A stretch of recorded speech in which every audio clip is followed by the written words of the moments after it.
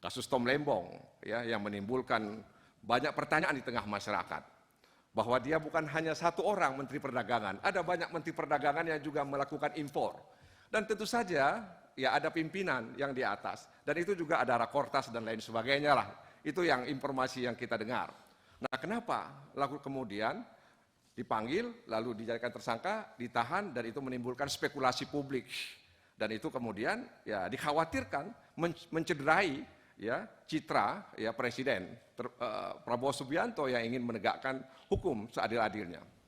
Saya ingin menyampaikan penetapan tersangka kasus dugaan korupsi impor gula mantan Menteri Perdagangan Thomas Trikasih Lembong atau dikenal dengan Tom Lembong.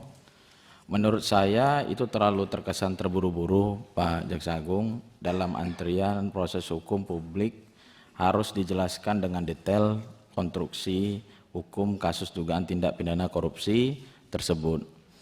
Pak Jaksa Agung, jangan sampai kasus ini menggiring opini yang negatif kepada publik dan beranggapan bahwa pemerintahan Bapak Presiden Prabowo Subianto menggunakan hukum sebagai alat politik. Tetapi ada pertanyaan publik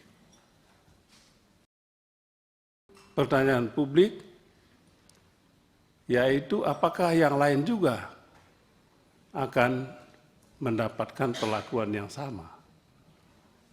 Menurut saya, kalau Pak Tom Lembong pada saat ini ditetapkan sebagai tersangka, menurut saya itu hanyalah strategi Kejaksaan Agung. Berarti yang lain-lainnya siap menanti peristiwa yang kurang enak itu.